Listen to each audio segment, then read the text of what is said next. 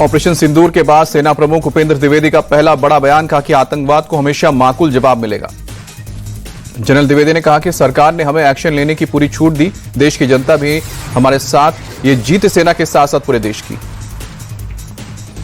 Army chief ने पाकिस्तान को दी कड़ी चेतावनी, कहा कि भारत आतंकवाद का खात्मा करके ही रहेगा। पाकिस्तान ने फिर से हिमाकत की तो ऑपरेशन सिंदूर से मिलेगा मुंहतोड़ जवाब। जनरल उपेंद्र द्विवेदी ने कम्युनिटी रेडियो स्टेशन का उद्घाटन किया। उस दौरान कहा कि ऑपरेशन सिंदूर केवल एक सैन्य प्रतिक्रिया नहीं थी, ये देश के 140 करोड़ लोगों का भरोसा था।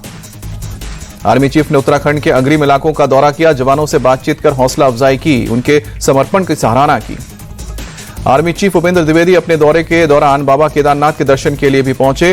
तीर्थ पुरोहितों ने उनका जोरदार स्वागत किया, लोगों ने लगाए भारत माता जय के नारे। गृहमंत्री अमित शाह ने तमिलनाडु की सभा में ऑपरेशन सिंदूर का जिक्र किया, कहा कि सेना ने पाकिस्तान में घुसकर आतंकी ठिकानों को तबाह किया।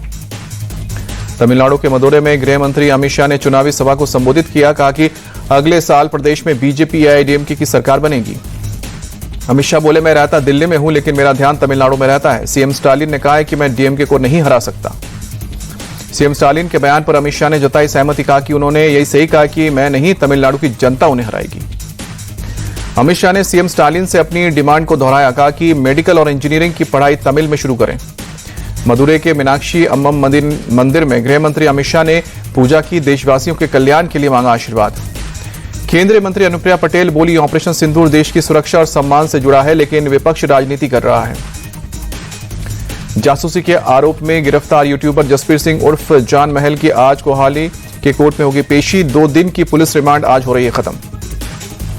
दिल्ली के पूर्व डिप्टी सीएम मनीष सिसोदिया की आज एसीबी के सामने पेशी। क्लासरूम घोटाले के मामले में पूछताछ होगी। 6 जून को पूर्व मंत्री सत्येंद्र जैन से पूछताछ हो चुकी है।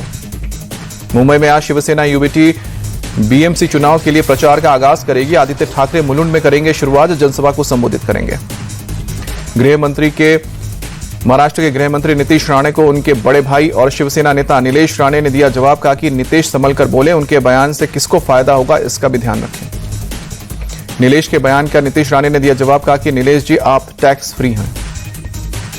धारावी में नीतीश राणे ने कहा कि शिवसेना नेता कितनी भी ताकत दिखा लें, लेकिन ये ना भूले कि सबका बाप सीएम फडणवीस है।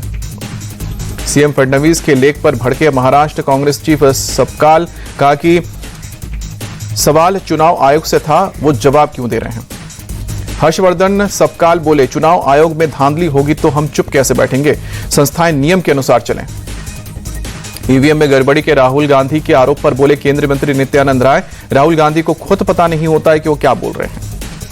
केंद्रीय मंत्री प्रहलाद जोशी बोले, राहुल गांधी को ऐसे मूर्खतापूर्ण बात नहीं करनी चाहिए, उनकी पार्टी भी कई जगहों पर चुनाव जीती है।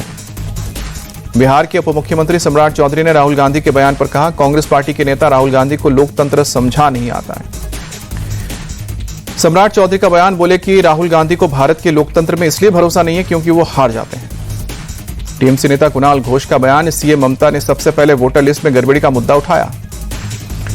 बिहार के आरा में केंद्रीय मंत्री चिराग पासवान की जनसभा, कहा कि जनता तय करे मैं विधानसभा चुनाव लड़ूं, किस सीट से लड़ूं। चिराग पासवान बोले, मैं एनडीए को मजबूती देने के लिए सभी 243 सीटों पर चिराग पासवान बनकर चुनाव लड़ूंगा, मेरा लक्ष्य एनडीए की जीत है। चिराग पासवान ने कांग्रेस पर निशाना साधा, कहा कि जंगल राज की सिर्फ आरजेडी ही नहीं, कांग्रेस भी जिम्मेदार है। वीआईपी चीफ मुकेश सहनी बोले, जब तक पीएम मोदी पावर में है, चिराग में सभी 243 सीटों पर चुनाव लड़ने की हिम्मत नहीं है।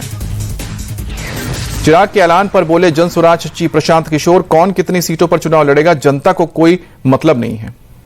प्रशांत किशोर की चिराग पासवान से मांग, बच्चों को शिक्षा कैसे मिलेगी, पलायन और भ्रष्टाचार कैसे रुके, ये बताएं। जेडीयू एमएलसी संजय सिंह बोले, जनसुराज चीफ प्रशांत किशोर व्यवसायी हैं, वो जनता को ठगने बिहार आए हैं। आरजेडी नेता तेजस्वी यादव ने कहा कि बिहार की जनता बदलाव चाहती है, हम सरकार बनाने के साथ बिहार को बदलने के लिए काम करेंगे। पश्चिम बंगाल विधानसभा का सत्र आज से शुरू होगा, सत्र के हंगामेदार होने के आसार। मोदी सरकार के 11 साल पूरे होने को लेकर बीजेपी अध्यक्ष जेपी नड्डा आज संवाददाता सम्मेलन में संबोधित करेंगे। बीजेपी मुख्यालय में होगा संबोधन। मोदी सरकार के 11 साल पूरे होने पर दिल्ली में यूथ कांग्रेस का प्रोटेस्ट, सरकार की खामियां गिनाई। बीजेपी नेता प्रभु चव्हाण ने भगदड़ के लिए सीएम, डिप्टी सीएम और गृह मंत्री को जिम्मेदार बताया, कहा कि उन्हें इस्तीफा देना चाहिए। उलान बाटार में मंगोलिया और भारतीय सेना के बीच मिलिट्री एक्सरसाइज जारी, सैन्य कार्रवाई की क्षमता बढ़ाना मकसद।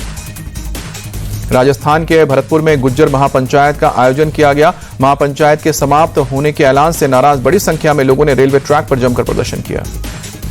गुज्जर प्रदर्शनकारियों ने कोटा मथुरा पैसेंजर ट्रेन को रोका। दिल्ली मुंबई रेलवे ट्रैक को 2 घंटे तक जाम किया। प्रशासन ने काफी मशक्कत के बाद ट्रैक खुलवाया।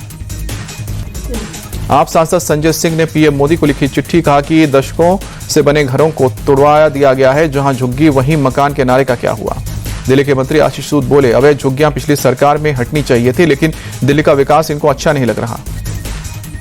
मद्रासी कैंप को लेकर बोले सीएम रेखा गुप्ता, कोर्ट के आदेश पर नाले के पास बनी झुग्गियां हटाई गई हैं, साफ सफाई के लिए मशीनें नहीं पहुंच रही थी। सीएम रेखा गुप्ता बोली, आप एक नौटंकी पार्टी है, उसके नेता बेरोजगार हैं, जनता को बहकाना उनका काम है।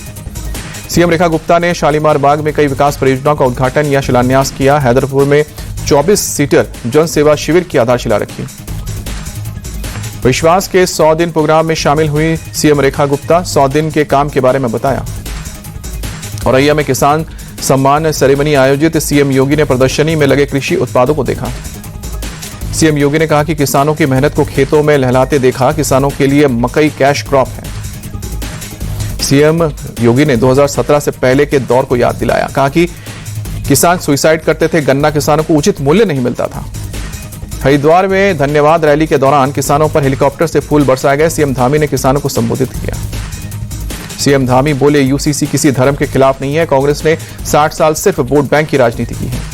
वीकेंड पर हरिद्वार में ट्रैफिक का बुरा हाल, हाईवे पर लगा लंबा जाम, रेंगती दिखी गाड़ियां। बिहार के सीएम नीतीश कुमार ने पटना में गांधी सेतु पुल के पास बन रहे 4 लेन ब्रिज के निर्माण कार्य का जायजा लिया। केंद्रीय मंत्री नित्यानंद राय ने सीएम नीतीश की तारीफ की, कहा कि उन्होंने हमेशा बिहार के विकास के लिए काम किया। राजस्थान के पूर्व सीएम अशोक गहलोत का बयान, जैसे गर्मी बढ़ी राजस्थान में बिजली कटौती शुरू हो गई, इस सरकार के मिसमैनेजमेंट को दर्शाता है। राजस्थान के ऊर्जा मंत्री ने गहलोत को दिया जवाब, कहा कि 1.5 साल में ही हमें ब्लेम कर रहे हैं, हमारी सरकार में एनर्जी जनरेशन की कैपेसिटी बढ़ी है। पुणे में सीएम फडणवीस ने एनर्जी डेवलपमेंट एजेंसी के नए ऑफिस का उद्घाटन किया, कहा कि इस साल के अंत तक major government building solar energy से कनेक्ट हो जाएंगे। मैतेई संगठन अरम्बाई टेंगोल के नेता कनन सिंह की गिरफ्तारी पर भड़की हिंसा, मणिपुर के विष्णुपुर में पूर्ण कर्फ्यू लगाकर 4 जिलों में 4 या उससे अधिक लोगों के इकट्ठा होने पर रोक। मणिपुर के एक सांसद और सभी दलों के 25 विधायकों ने राज्यपाल से मुलाकात की। 5 जिलों के मौजूदा स्थिति पर बात हुई। गवर्नर से मुलाकात के बाद बोले कांग्रेस विधायक ओकाराम सूरज कुमार, हमने गवर्नर से मांग की है, जब भी किसी की गिरफ्तारी हो तो जनता को पूरी बात बताई जाए। बीजेपी विधायक के.एच. इम्बोचा बोले, हमने गवर्नर से आरम्बाई टेंगोल के नेताओं को रिहा करने की मांग की है।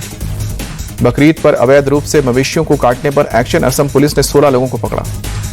ओडिशा में कोरोना के 7 नए केस मिले हैं। प्रदेश में एक्टिव केस की संख्या 45 हुई है। दिल्ली एनसीआर में गर्मी का कहर, जून में पहली बार पारा 44 के पार। लखनऊ में निर्माणाधीन बिल्डिंग से गाड़ी निकालने के दौरान बेकाबू कार ने 3 लोगों को रौंदा। 8 महीने के बच्चे की मौत, बच्चे की मां समेत एक युवक घायल। घायलों का अस्पताल में चल रहा इलाज, हालत बताई जा रही है गंभीर। पुलिस ने मामले की जांच शुरू की। भोपाल में चलती ट्रेन से उतरते समय शख्स फिसला, कोच और प्लेटफॉर्म के बीच गिरा। आरपीएफ की सतर्कता से बची जान। हादसे में शख्स को मामूली खरोच लगी है। रेलवे स्टेशन पर मौजूद डिस्पेंसरी में किया गया इलाज। सीसीटीवी कैमरे में कैद हुई घटना।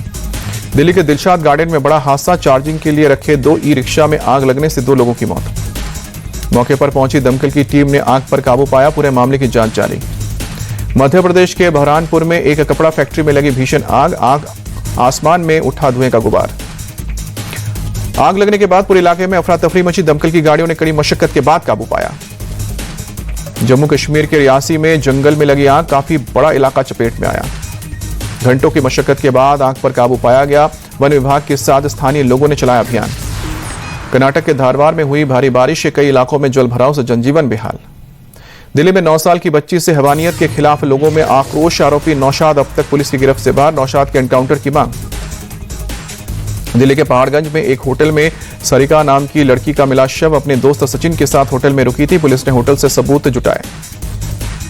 दिल्ली पुलिस ने 2 घंटे के भीतर सरिका की हत्या के दोषी को पकड़ा। प्रारंभिक जांच में रस्सी से गला घोंटने की बात सामने आई। पीड़िता के पति अतुल कुमार गुप्ता बोले, गाड़ी में स्क्रैच दिखाई नहीं दे रहा है, फिर भी 3 महिलाएं मेरे घर में घुसकर मारपीट की। बिहार के पटना में जमीनी विवाद को लेकर 2 पक्षों में गोलीबारी, घटना में 3 लोग घायल हुए। एमपी के सीएम मोहन यादव के छोटे भाई डॉक्टर अभिमन्यु की डॉक्टर इशिता के साथ हुई सगाई। खरगोन की रहने वाली है इशिता। स्पेन के कार्लोस अल्कराज ने जीता फ्रेंच ओपन का मेंस सिंगल्स खिताब। फाइनल मुकाबले में इटली के जोनिक सिनर को हराया। अमेरिका की कोको गॉफ के नाम रहा विमेंस सिंगल्स फ्रेंच ओपन का खिताब। शनिवार को हुए फाइनल मुकाबले में वर्ल्ड नंबर 1 आरियाना सबालेंका को मात दी। इटली से सारा ईरानी और स्पेन से जैस्मिन पोलाउनी की जोड़ी ने पहली बार जीता फ्रेंच ओपन वुमेन्स डबल्स का खिताब। फाइनल मुकाबले में कजाकिस्तान की अना डेलिना और सर्बियाई अलेक्जेंड्रा क्रोनिक की जोड़ी को हराया। फ्रेंच ओपन के मेंस डबल्स में स्पेन के मार्लोस ग्रेनोस ने अर्जेंटीना के होरासियो जोवालोस की जोड़ी चैंपियन बनी। फाइनल में जो सलीसरिबरी और नील की ब्रिटिश जोड़ी को मात दी। भारत ने ताइवान ओपन एथलेटिक्स के दूसरे दिन 5 स्वर्ण जीतकर दबदबा बनाया। विद्या रामराज, रोहित यादव, पूजा, अन्नू नानी और किशन कुमार ने अपने अपने मुकाबलों में स्वर्ण पदक जीते। लखनऊ में हुई क्रिकेटर रिंकू सिंह और सपा सांसद प्रिया सरोज की सगाई। राजनीति और क्रिकेट जगत की बड़ी हस्तियां पहुंची। रिंकू सिंह की अंगूठी पहनाते ही भावुक हुई मंगेतर प्रिया सरोज। 18 नवंबर को वाराणसी में धूमधाम से शादी।